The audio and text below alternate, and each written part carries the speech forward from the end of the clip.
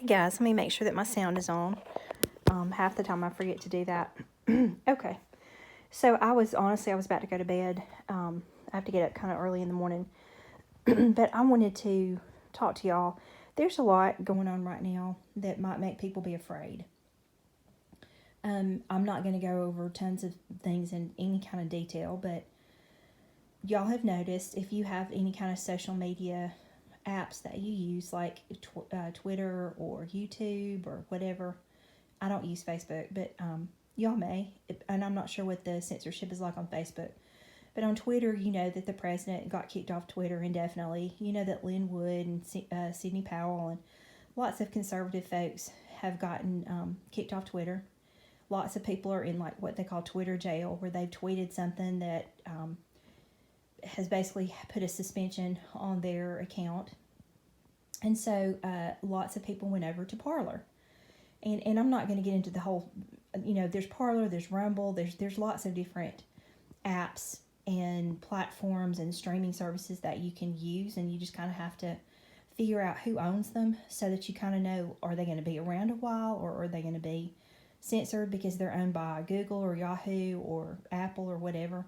So a lot of people have switched over to Parler, and Parler is now, and like I had downloaded it probably 2 days before they did this, and had gone ahead and started following some folks that I follow on like Twitter and on YouTube.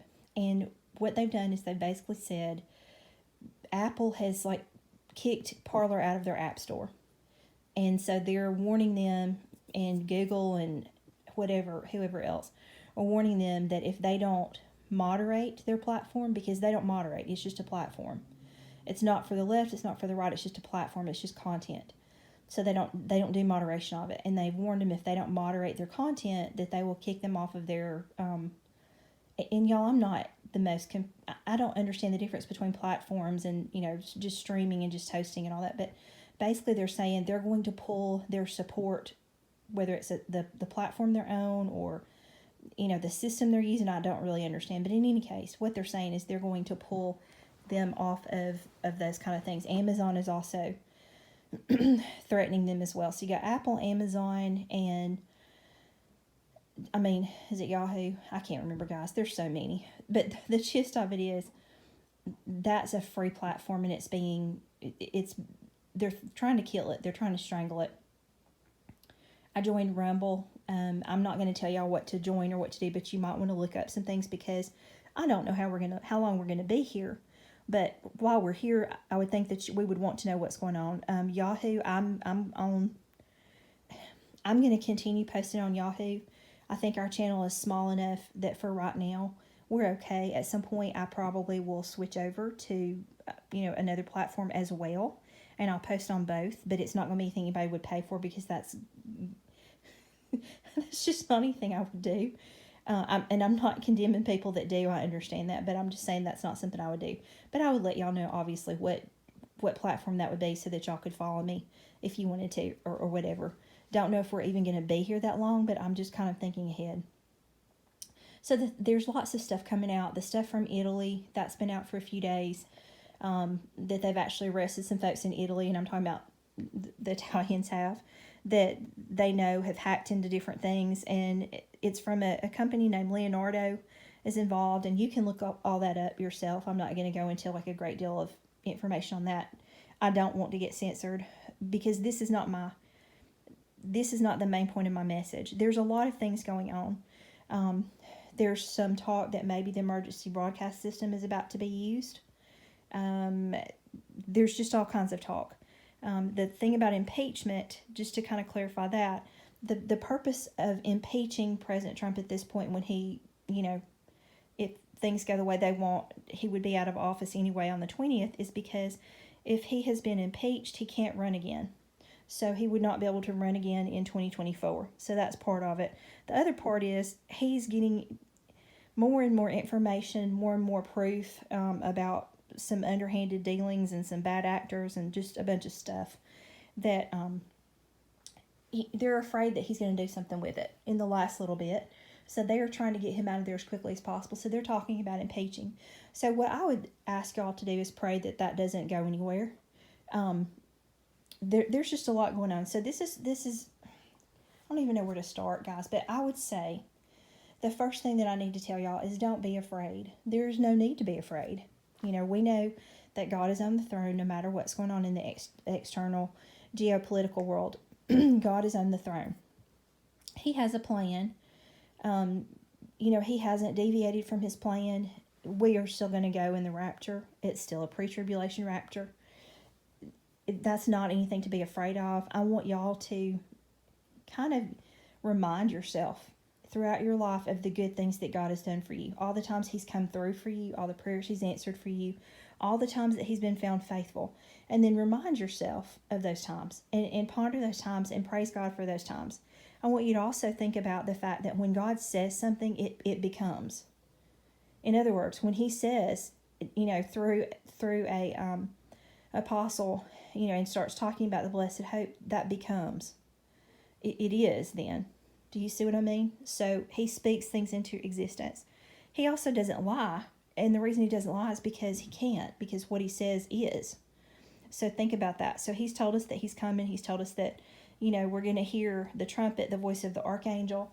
And, we know that the dead in Christ are going to rise first, go up into the air, that we who remain and are alive are going to be caught up to meet them in the clouds and, be with Jesus, from then on. And we're going to get our glorified bodies, and it's going to be fantastic. And we're going to have that bema seat judgment and the wedding supper of the Lamb, and we're going to be safe and sound and snug as a bug in a rug for 7 years. Then we're going to come back on our white horses at the second coming, and you know the story. You know how it ends. You know how it works out. So we know that that's coming, but I don't want y'all to be scared until that happens.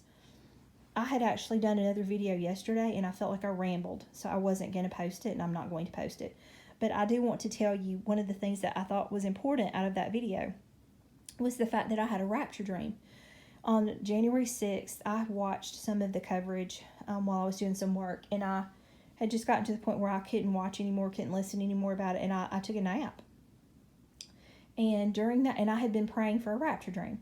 Well, during that nap, I had the sensation I was dead asleep. There was no plot to the dream. I was not dreaming anything that I was aware of. I don't even know what you call it when there's no plot to it, and it's just a physical sensation. But the physical sensation I had was of being compressed. Lots and lots of pressure being compressed and pulled at the same time. It was like I was under a completely different type of gravity, and I was being pulled. There was nothing painful about it. There was nothing scary about it. I had the most incredible sense of joy, and I asked God, I said, are we going? Are we going? Is it now? Are we going? And, and then it gradually went away, and I continued to be asleep. I did not wake up. It didn't segue into a dream. I just continued to be asleep. And then it happened again, a second time, while I was asleep during that nap, which was not a long nap. It was like maybe 2 hours. We're not talking about some massive nap. I don't even know if it was 2 hours. But in any case, same sensation of being compressed and being pulled at the same time. That's the best I can explain it, guys. I'm sorry. But like I was being pulled. It was like gravity was manifesting in a weird way in my body, compressing me and yet pulling me at the same time. Not the same thing as vertigo. In case some of y'all have had that, it's not the same sensation at all. It was completely different, very, very different. And just this wild, crazy sense of joy, and me asking God the second time again, are we going? Is this it? Are we going? So anyway, that happened on whatever day of the week that January 6th was. So I wanted to share that with y'all and encourage y'all. There are lots and lots of people now having rapture dreams. So I wanted to encourage y'all about that. And then I wanted to give you some ideas that I have about some scenarios. These are just my own ideas. I can't, I'm not saying thus saith the Lord. I'm saying these are my ideas. These are my thoughts as far as some ways that this could go down. It's possible that President Trump just says this is more trouble than it's worth. I don't think it has a likelihood of succeeding, and I am going to go ahead and pardon myself, pardon my family, kind of bow out gracefully as possible and go somewhere with lots of security and lots of, whatever, and get out of their way, and in the hopes that they would leave him and his family alone. I could see that happening. That would be one scenario. Another scenario that I could see is that he realizes that if he does not do something at this moment, that there will never again, that the country is basically been overtaken. You do understand China basically has overtaken our country. There's a lot to it. You can do your research on it. They own lots of the media. They own lots of obviously the news. They own news reporters. They own news agencies. They own newspapers. They've bought lots of our companies like Chrysler and, company GE, companies that have always been ours. They've bought. So basically they have undermined us from the inside. So basically China has taken over our country, and they've done it because we're greedy. There's business people that accepted money. They don't care where it comes from. They don't understand the consequences or the concept of what's going to happen. And so now China has made their move because we were their greatest threat, and they have taken us down from inside. So he knows, of course, a million times more than I do about that. His advisors know more than I do about that, obviously. And he understands that we're at a tipping point. If any of y'all ever read the book, The Tipping Point, we're there. We're at the tipping point. If there is not a large action taken at this point in time, it's going to be too late. We won't get it back. So he may decide that it is worth it to save the country and to save democracy, and he may think that he has enough of a chance to basically try and take out the folks. And I'm not saying assassinate. I don't mean that. I'm saying arrest the people that are involved on espionage charges or whatever type charges. He has that executive order 13848 that he can use to have people rounded up basically that are in cahoots. I'm not going to name people. You can figure out who all those folks would be that would be in cahoots, that would be part of this. He could also, as part of that executive order 13848, he also can basically, my understanding is that he can take over any companies that are involved in it. So that would mean he could actually get a hold of Zuckerberg. He could get a hold of Facebook, Yahoo, Google, all those folks. He could take over those companies, basically, and confiscate all those people's assets and basically take out that big tech crap that they're doing with the censorship and all that, and basically force the news to actually report the news or use completely different channels to report the real news. The military would have to be involved, I would think. So that's something that, is another possible option. If that happens, y'all understand that all that does is, if the Lord tarries and we're here, that just makes it a little more comfortable on us for a while if it's successful. Meaning that we would not be censored. We would have more ability to share the gospel a little bit longer on some social media things, and we would not be forced to take the shot that supposedly prevents disease. It would make it a little easier on us, but the country is still going to fall at some point. So that's one of the things that could happen. Then the other thing that could happen would be, it just falls. It just absolutely falls that they are able to impeach him. They basically take him out of office, then they charge him with stuff, because they're not going to just impeach him, guys. They're going to charge him with crimes. They're going to charge everybody around him, anybody surrounding him with crimes, so that they wind up in federal prison or at Gitmo. So he almost is backed into a corner where he can't just leave gracefully. So I don't think the leaving gracefully thing is probably all that likely to happen. I may be wrong. But, think about that, guys. They're going to keep coming after him because they don't want him to come back in 2024. They don't understand that 2024 is going to be the midpoint of the tribulation. They don't understand that. So those are some things I can see happening. Do those things scare me? They don't make me happy. But the more chaos there is, the more stuff like that's going on, the closer we are to going home.